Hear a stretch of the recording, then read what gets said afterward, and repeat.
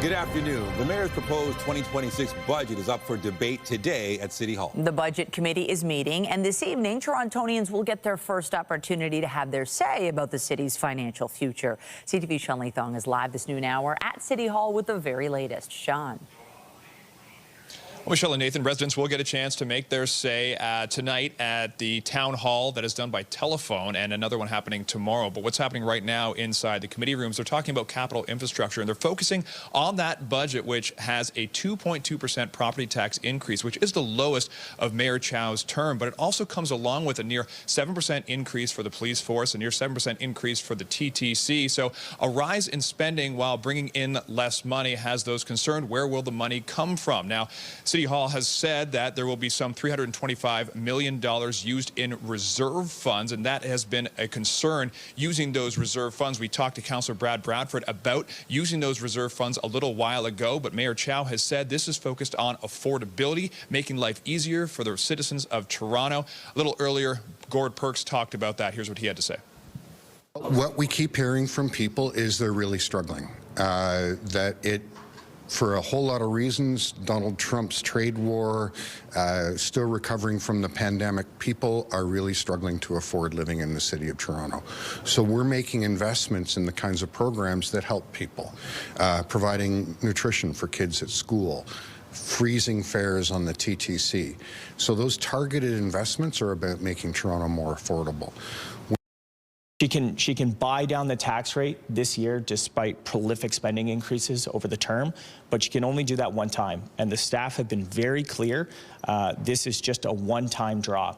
And it really is burning the furniture to heat the house. It's using your RRSP to pay for your groceries, but what it is not is financially sustainable or financially responsible.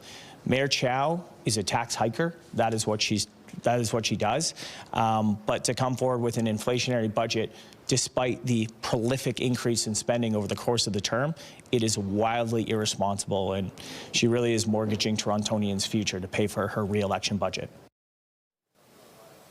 And a lot of the focus this morning has been on infrastructure and capital planning and whether or not projects are going missed because of trying to save money. Now, once it goes through committee, the budget will actually be proposed to council in February. Reporting live, I'm Sean Leathong. Nathan and Michelle, send it back to you. Thank you, Sean. Now, road work is one of the big items in the city's budget. One project which will impact traffic and transit in the East End getting underway today. CTV's Beth Macdonell is live this noon hour near Queen and Broadview with more. Beth. Nathan, I'm on Queen Street East where crews are setting up for a major construction project, and people traveling in the area could experience delays over the coming months. The on-ramp to the DVP northbound is just up the street, and there are other construction projects already underway that are reducing lanes of traffic on Eastern Avenue and the Adelaide Bridge. So here on Queen Street East, the city says that lanes will be down to one lane in each direction between Broadview and Davies to replace two water mains that are 112 years old, as well as a water main on Monroe, as well as streetcar tracks. I would say it's a relatively small area, about 300 meters long of roadway, but it's going to have a significant impact for some people, certainly in this area. We spoke to an area landlord who has a small business as his tenant. He says parking was removed 2 months ago, but work appears just to be starting now, and this is all hurting the local businesses. Why do they always do everything in January? They come in here January, it's the coldest month, it's the coldest time, it's the worst time, and they come and they do all this at this time. Why don't they do it in the summertime? Well, I mean, and they've had years and years and years to do this, but now, because we have the soccer coming up in the summertime, things have to get done. These tracks, they've been working on these the last 40 years. They must have done them at least 10 times over. At least 10 times over in the last 40 years. And they still got the same problem. Come on. Come on.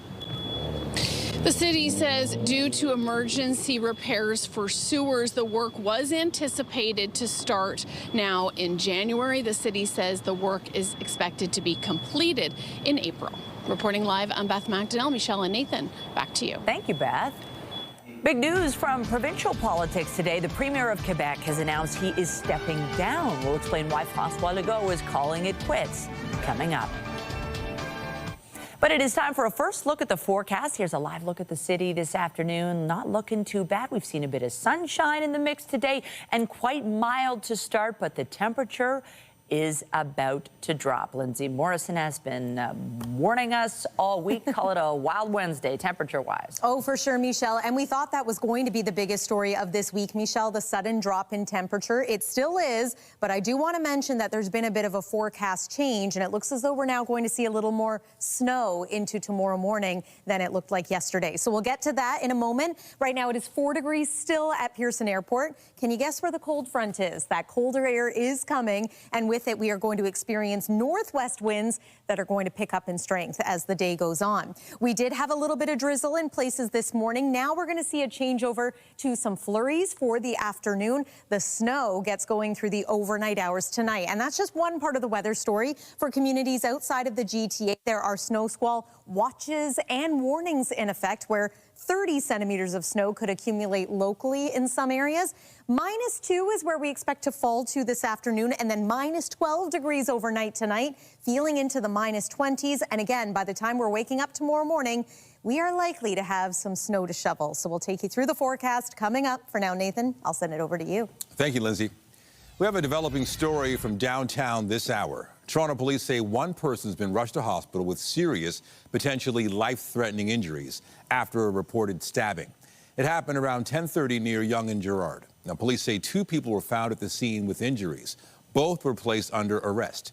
Paramedics tell CTV News the second person was taken to hospital with minor injuries. And Hamilton police are looking for a Toronto man in connection with a stabbing earlier this month. It happened January 2nd at the Red Rose Motel on Queenston Road. Police are looking for 34-year-old Joel Benjamin, seen here. He's accused of pulling a woman from a car and attacking her. She remains in hospital recovering from her injuries. Police say the victim and suspect are known to each other. Anybody with information is asked to come forward. 3 Brampton men have been charged following a series of break-ins at vape stores across southern Ontario. Security video shared by police shows some of the break-ins targeting at least 5 stores in Kitchener between October 2025 and earlier this month. 3 men in their 30s were arrested and face multiple charges in connection with at least 15 incidents spanning from London to Niagara.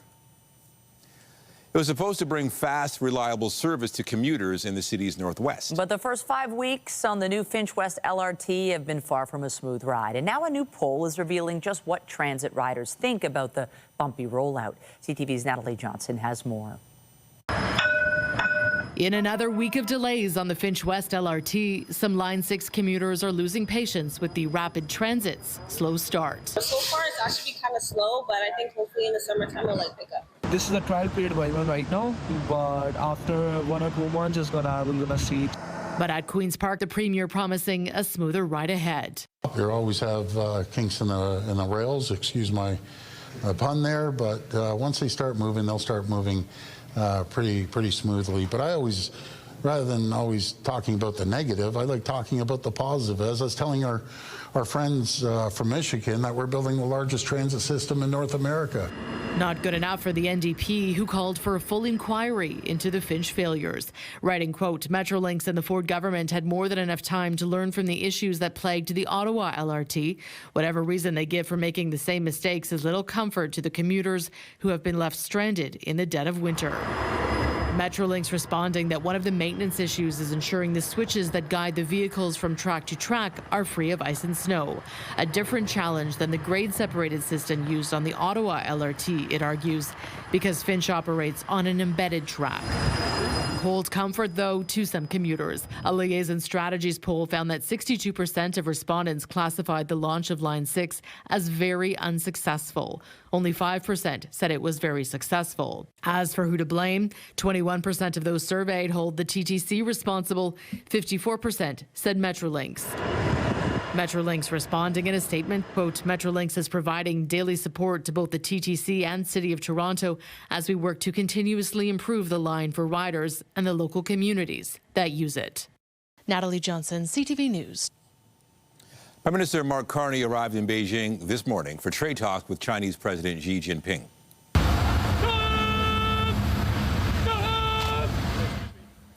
Carney was greeted by members of the Chinese military and officials. Carney's joined on the visit by Liberal cabinet ministers and Saskatchewan Premier Scott Moe. Canadian canola farmers are hoping for a breakthrough on Chinese tariffs that are forecast to cost producers at least $2 billion this year if the issue isn't resolved. Now, China, for its part, will be hoping for a breakthrough on Canadian tariffs on Chinese electric vehicles and steel. Foreign Affairs Minister Anita Anand touched on Ottawa's goals for this week's talks.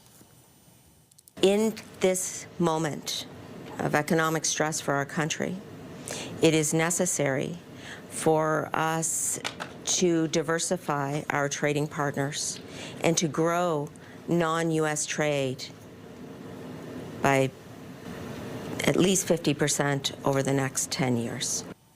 Meanwhile, Premier Doug Ford is emphasizing he's opposed to any easing of tariffs on Chinese EVs. When you have the Chinese government wanting to dump cheap Chinese parts and cheap vehicles here, it cost the Canadian and American jobs. So I'm absolutely 100% dead against this. I have not talked to the Prime Minister. I will speak to him and tell him our concerns. The Prime Minister's office has characterized this trip as a stepping stone to a more stable relationship with Beijing. Some major political news out of Quebec today. Premier François Legault is stepping down. Pour le bien de mon parti et surtout pour le bien du Québec. Speaking this morning, Legault said he was taking the step for the good of his party and the province. Legault has led the Coalition Avenir Québec to 2 consecutive majority governments, and it's seen a dramatic drop in the polls ahead of an election this coming fall. Legault says he'll stay on as premier until his party chooses a new leader. A hearing is expected today as Minnesota and the Twin Cities of Minneapolis and St. Paul challenge the Trump administration's immigration crackdown.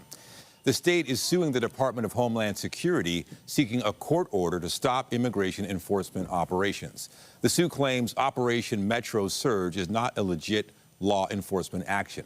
The DHS says the boost of agents is required because Minnesota politicians are not protecting their citizens. The court action comes after the fatal ICE shooting of U.S. citizen and mother Renee Good, which sparked widespread protests.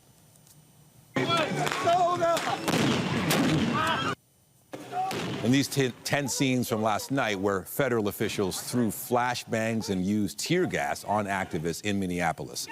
The Trump administration is pledging to send over 2,000 more officers to the state.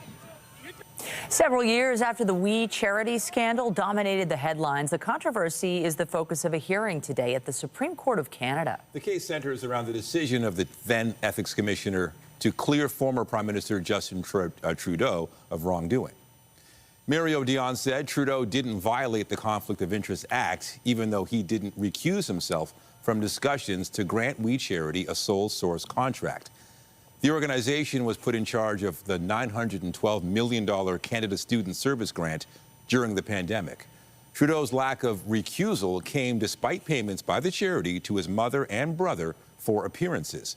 His then wife, Sophie Gregoire, was reimbursed more than $200,000 in expenses by the charity. Advocacy group Democracy Watch has sought to challenge the ethics commissioner's findings, but in October 2024, the Federal Court of Appeal ruled the organization didn't have standing. The ruling cited separation of powers between the courts and commissioners who operate under Parliament. Legal experts say there could be widespread implications on other matters if the top court agrees with that finding.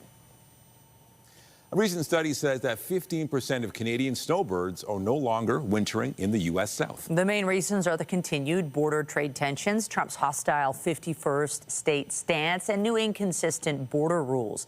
CTV's Scott Hurst joins us live to dive into these findings. And Scott, some snowbirds say they simply feel threatened as Canadians in the U.S. Michelle, good afternoon. I got to say, with this cold snap that's on the way, a warmer climate, of course, sounds pretty attractive right now, but we have seen a noticeable drop drop in the number of Canadians heading south of the border. We've seen that throughout much of the year from numbers from Statistics Canada, but also that recent survey you mentioned focusing on mostly retirees. Of course, snowbirds looking to head to warmer climates for much of the winter. We're seeing a roughly 12 to 15% decline in respondents who say they're making other travel plans, and many of the reasons have to do with the political climate that's grabbed a lot of the headlines, the trade tensions with the Trump administration and the ongoing threats from the White House. Another reason has to do with confusion around changes to border requirements and what Canadians may or may not be asked when crossing the Canada-U.S. border. But also a big factor as a reason why many are deciding not to go to the U.S. is the weak loonie up against the U.S. dollar.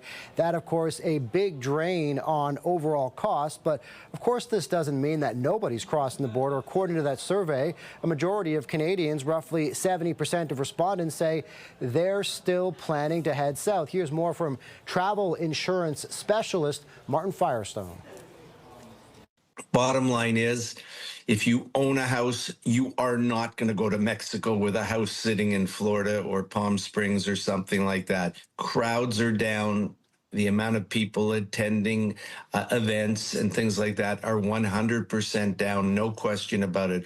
But as far as the Snowbird side of things, I'm seeing very little downturn at this point at all.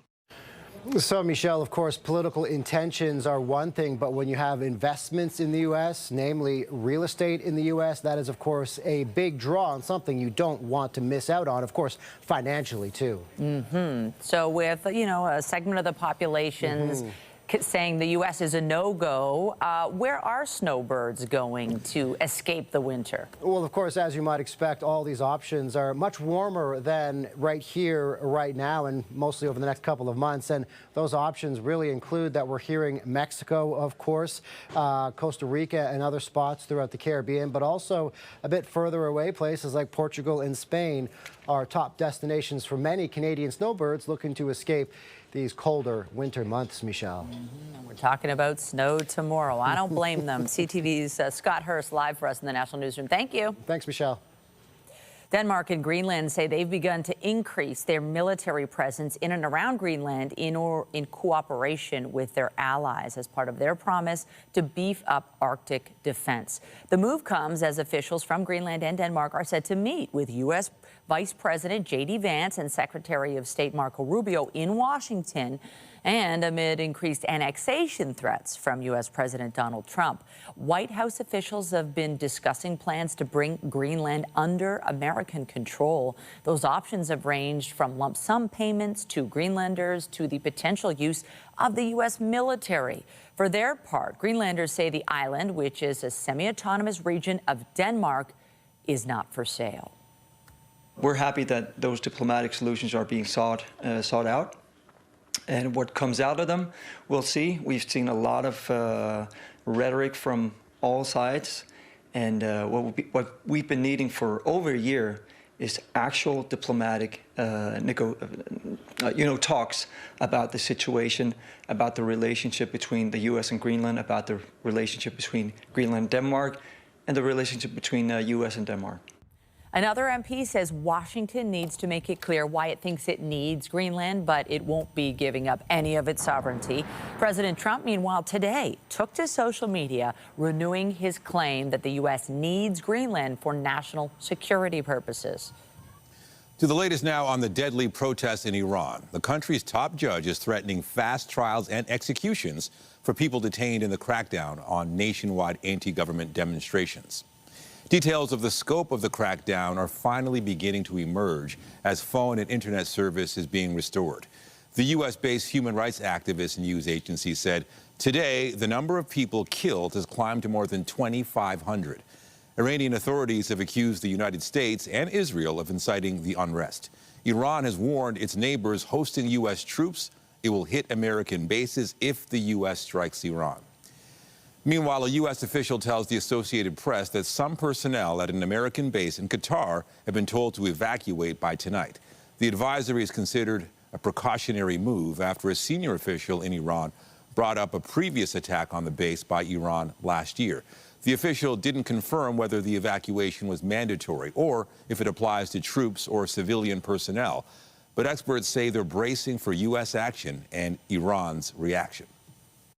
Well, I think we have to put this into context. We have an emboldened president who has been successful coming out of Venezuela and elsewhere. So I think, we also have to believe that what President Trump says, he is a man of his word. So that plus the fact that they're starting to thin out people in Qatar is indicative of, they have some intelligence and they're probably got things planned to attack Iran. And, what are they going to attack? It could be military sites, it could be infrastructure, but we should expect something because of the degrading situation in Iran. Geopolitical experts say the U.S. may also opt for some kind of cyber attack if a strike against Iran goes ahead. Tragedy struck northeastern Thailand this morning when a construction crane fell onto a moving passenger train, causing a derailment that killed at least 32 people. Dozens of others are injured. The crane was working on a high-speed rail project above an existing rail line when it collapsed and struck the passing train. Officials say nearly 200 people were on board. Authorities say 4 passengers are still missing. Thailand's prime minister visited the scene today, inspecting the wreckage. The project's contractor is facing scrutiny over past incidents, including a building collapse in Bangkok last year. The contractor is expressing regret and said it would provide compensation to the families of those who died or were injured by the crane collapse. NASA and SpaceX say a crew could depart the International Space Station as early as 5:05 p.m. Eastern. They're heading back earlier than scheduled as teams monitor a medical concern among the crew. We know that it's not too serious. If it was an emergency, you could literally jump in the capsule and come back to Earth immediately. So they've waited about a week. So we know this is something that it's worth coming back to Earth, but it's not an emergency. The crew is comprised of 2 Americans, 1 Russian, and 1 Japanese astronaut. Due to privacy concerns, NASA hasn't said which astronaut is affected or the nature of the medical situation. Splashdown would be expected early tomorrow morning. It's a remarkable story of hope and survival. A beloved dog is back with its family after spending nearly 2 months lost in the Vancouver backcountry on its own. Here's CTV's Martin McMahon. This is the moment Bammy, a rescue dog who went missing, was reunited with her owners over the weekend. Some people think dog is just pet or just dog. Dog is dog, but I'm not. I don't agree. Many people say dog or pet is family. Yes, I totally agree. Bammy, a 4-year-old Korean Jindo, spent 54 days alone on the North Shore after breaking free from her leash and collar during a walk in November. Her owners hired pet searchers to find her, and while there were sightings, capturing her was a challenge. What made Bammy so tricky was that she wouldn't stick to an area for more than a day, and so we had multiple cameras out, we had traps set for her, and we just couldn't get them in the right spots because she would never be in the same area. As the weeks dragged on, owner Johan Kim says some people told him it was unlikely the dog was still alive, but he kept hope, even as video showed her dramatic weight loss. I believe the Jindo, especially Bammy, especially Jindo, this instincts really good survival in the forest. Then, after weeks of close calls and brief glimpses of Bammy on camera, a breakthrough.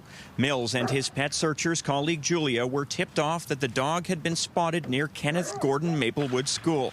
After arriving, they were able to spot Bammy using a drone, eventually reuniting her with her owners. It was a great search and stressful at times, but we're super happy with the outcome and that she's back home. Also relieved, Bammy's owners, who refused to accept their dog was gone for good. Do not never ever give up to find the pet. Mommy. An example that when there's hope, there's always a chance. Martin McMahon, CTV News. Well, we have had some pretty mild weather as of late here in southern Ontario. Some have been enjoying it. Well, enjoy it while it lasts just a tiny bit longer this afternoon. Big change on the way, starting later today and into tonight. These are the forecast overnight lows. Minus 12 degrees in Toronto, which isn't too far off the seasonal mark as far as lows are concerned. But again, it's been mild, so this could feel like a shock to the system. All right, so here's what we're dealing with now. A low pressure system, an upper level low. Looks like it's going going to be influenced more so by colder air than we thought yesterday. And you can see the track of it moving more so over the GTA overnight tonight and into tomorrow morning. That means more snow than we were initially thinking. We'll give you an idea of the numbers and the timing after this break here on CTV News at noon.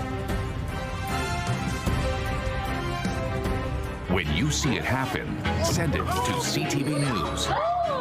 Text 10400 from your screen to ours. Text 10400.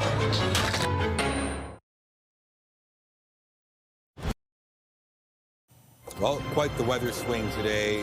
So far, so good. We're off to a good start. I feel like it's going to be a bit deceiving, right? You might leave the house thinking, ooh, I don't need the heavy jacket. And then if you're outside later, you're going to wish you had all the hats and the mitts and that sort of stuff. Yeah, dare I say that the weather gets a little worse in every way as the day goes on. The winds are going to pick up. The temperature is going to fall. And yes, it now looks as though we have some measurable snow in the forecast for the overnight hours tonight. It's a tricky forecast. The models are not agreeing when it comes to how much snow we could get.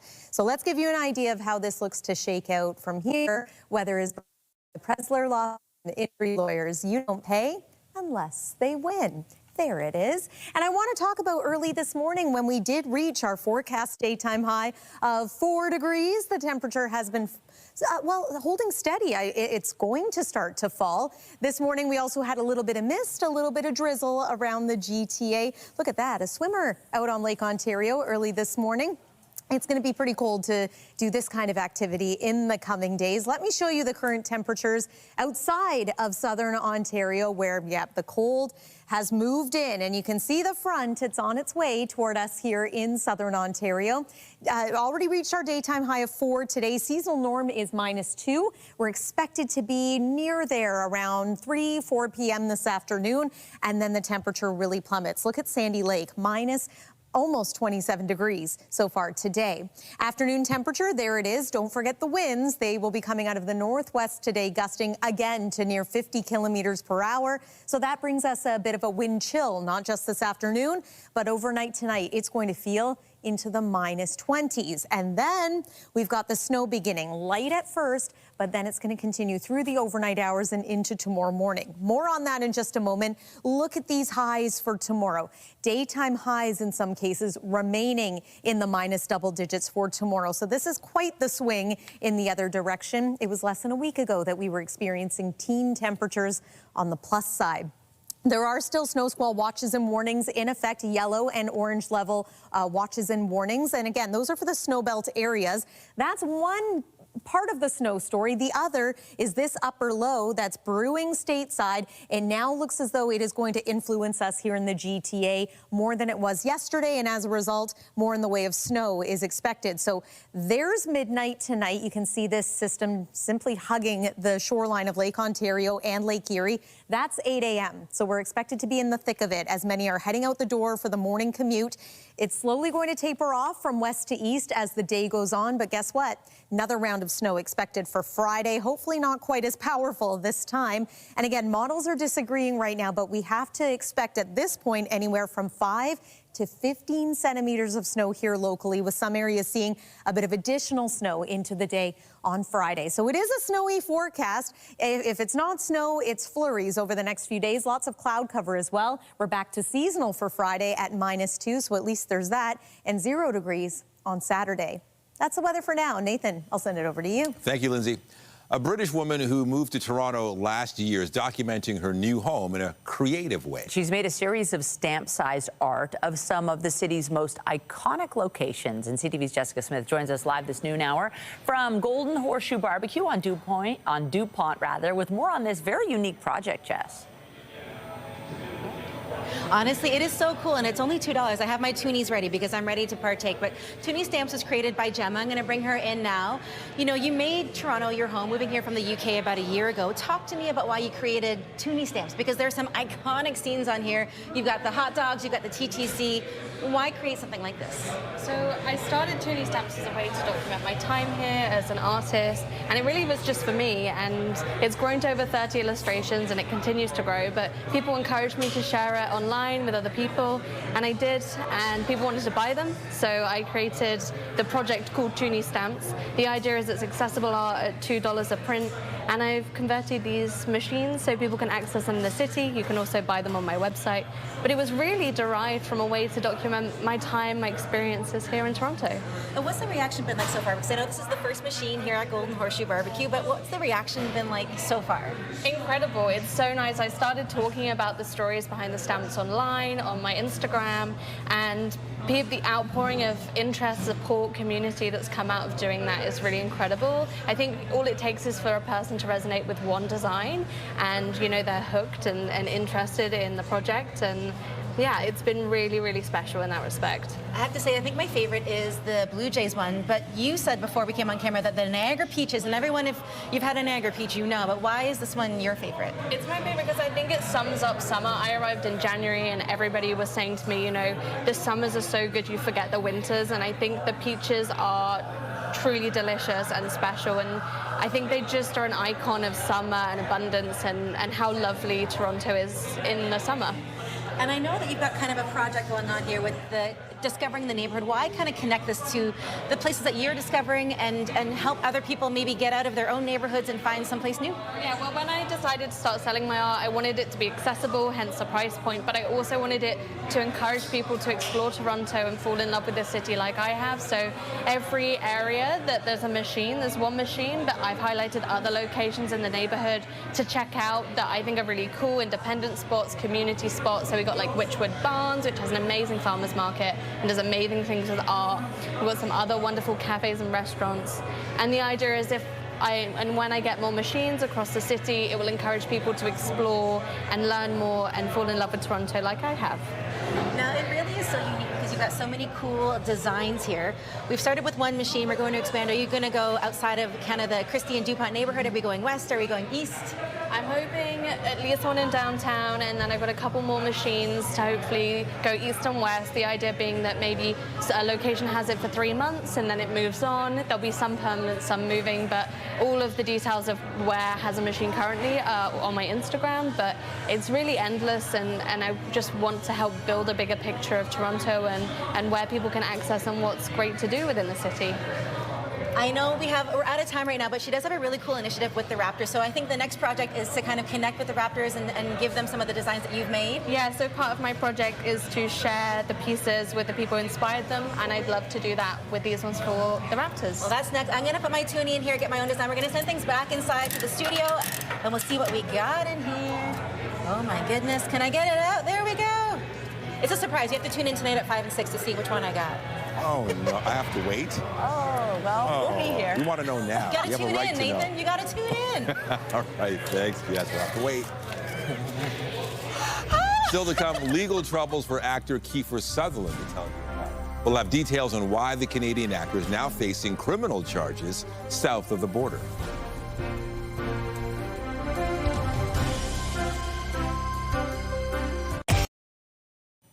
As we first showed you in part 1 of our series on medical tourism, sepsis resulting from a mommy makeover in Costa Rica almost cost Nicole Grigorov, almost killed her rather.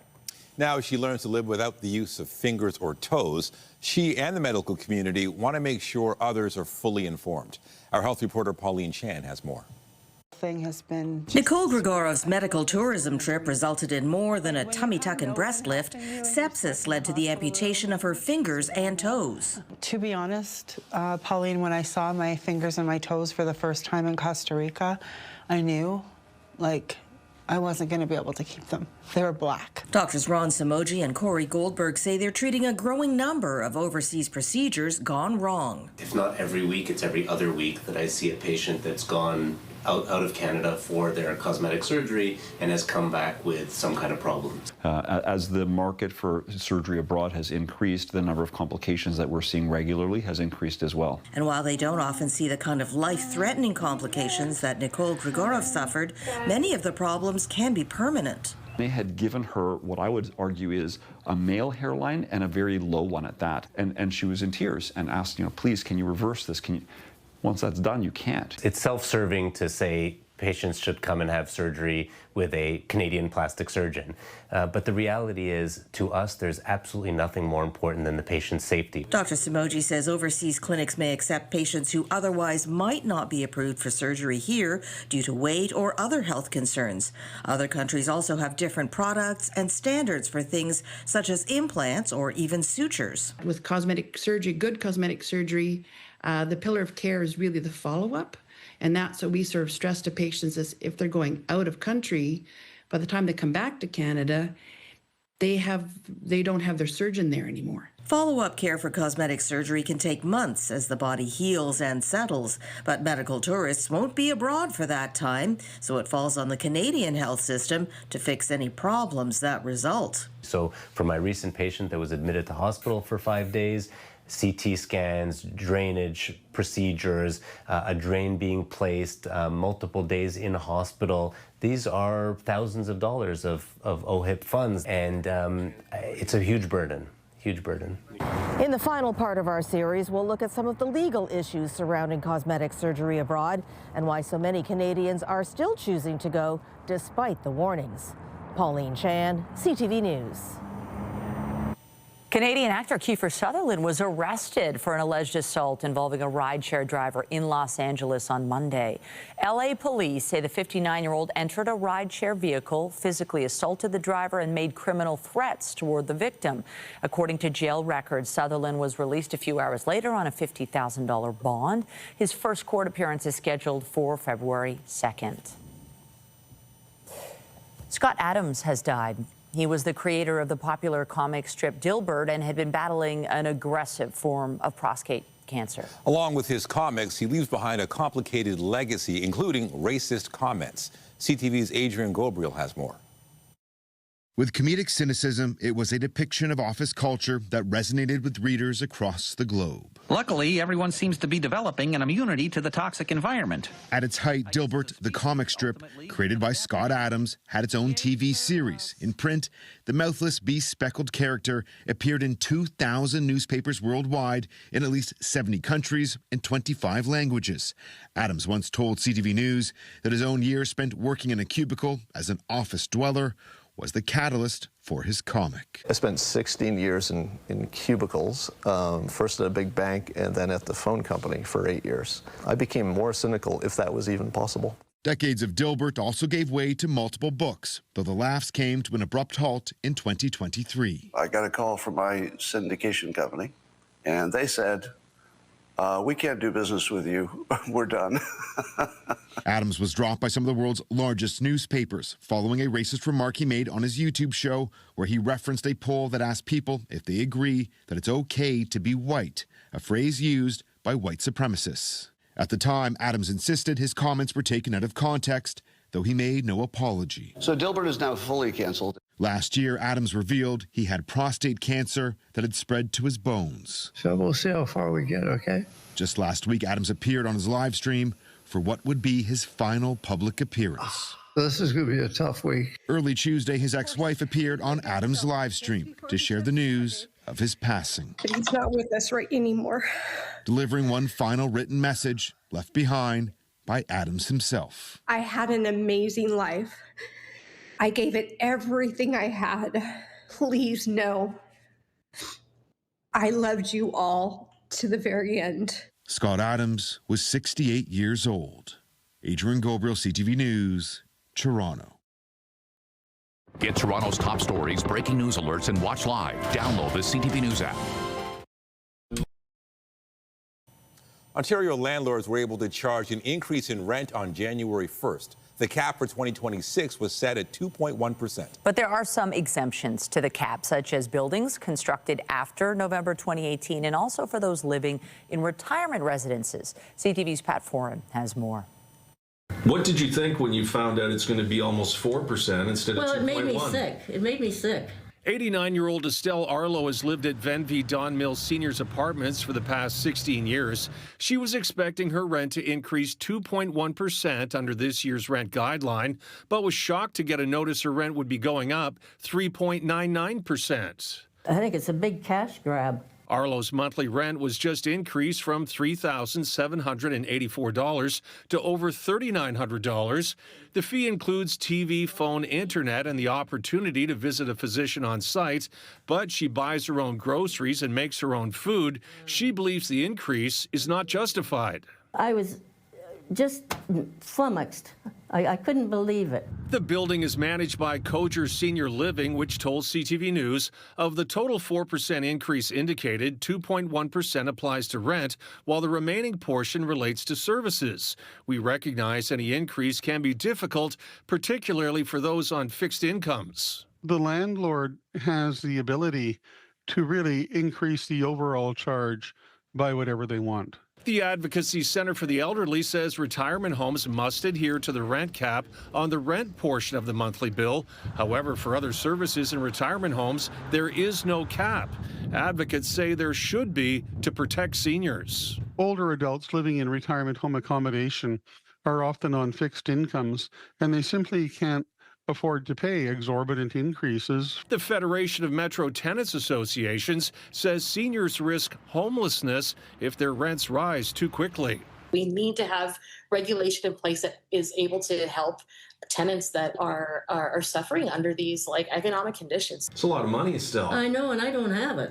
Arlo says she'll now have to cut costs to pay her rent and says the government should introduce a cap on retirement home services to protect seniors from being overcharged.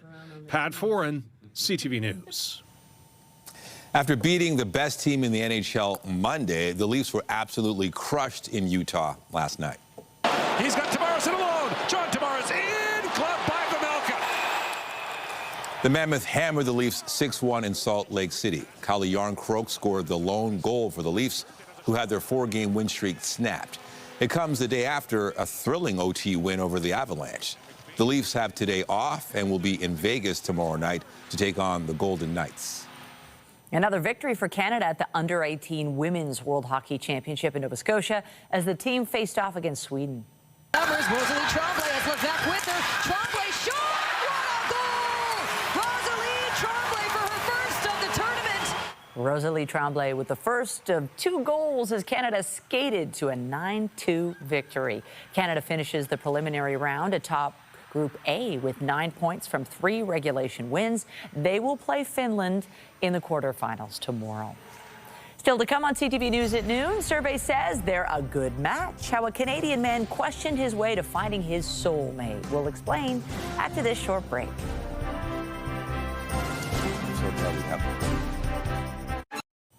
Finally, this noon hour, compatibility is key when deciding who to date, but you could say one BC man took it to the next level. CTV's Adam Sawatsky explains.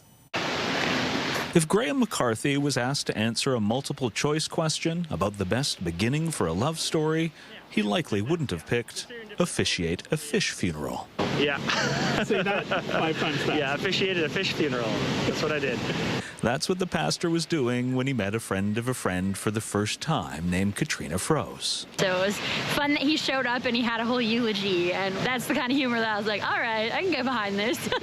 So when he eventually asked her out, Katrina said yes. But then Graham sent her a survey to fill out about her preferences for their first date. I thought it was a joke. I didn't think he was serious, so then he really wanted me to answer the questions. So I was like, okay, guess this is real. The mostly multiple-choice questions range from what kind of food she wanted to eat to her preference levels of fancy schmanciness, from pajamas to a dress, suit and tie. Purely efficiency. Had a lot of questions, didn't want to send a lot of text. Well, Graham also hoped it would be charming. And after they went to a dinner and a movie, and he presented her with a post-date survey, Katrina agreed it was. And then she posted it on social media. Within like a couple of hours, it like blew up. While the post earned more than 10 million views, the couple learned they were compatible in countless ways. And after dating for a few years, Graham asked Katrina to stop in the middle of a hike to look at her phone and fill out another form. That basically gave a survey of how he's been doing in our relationship. After answering them all positively, Katrina read the final question. Will you marry me? As you can see, she said yes. And then a few months later, they both declared, "I do." It was awesome. It was like super sweet. Oh, it was incredible. It was the best wedding I've ever been to. Although Graham hasn't sent any other surveys since, both he and Katrina are committed to keep having fun and always consider each other's preferences moving forward. Like, don't seek your needs, seek the other person's needs, and if you're both doing that, then everybody's needs will be met. Adam Sawatsky, CTV News, Vancouver. You know, fortunately, she actually finished the survey. Right, lovely couple. It Otherwise- worked. I don't know, maybe you should have used that when you're single. Maybe I'll take notes. Well, take note of this. We have some active weather on the way for tonight, and ahead of that, we're going to really cool down. One more look at the satellite and radar. We'll show you some of that snow just starting to develop. This is across southwestern Ontario, but there's a low stateside that's going to develop as well, and that's what's going to bring us some decent amounts of snow through the overnight hours tonight. Still 4 degrees, we're still hanging on, but again, the temperature is going to cool right down tonight and overnight. This is what we're waking up to, minus double digits, and yes, some measurable snow. That's as warm as it gets all day, -9, wind chill about -16. There's the 7-day forecast. Nathan and Michelle. Thank you, Lindsay. And that's it for CTV News at noon. Remember, you can get Toronto's breaking news all day long on CP24 and at ctvnewstoronto.ca. For Lindsay Morrison and the whole team here, have a pleasant afternoon. I'm Michelle Dubé. And I'm Nathan Downer. Be sure to join us later for CTV News at 5 and 6. Have a great afternoon.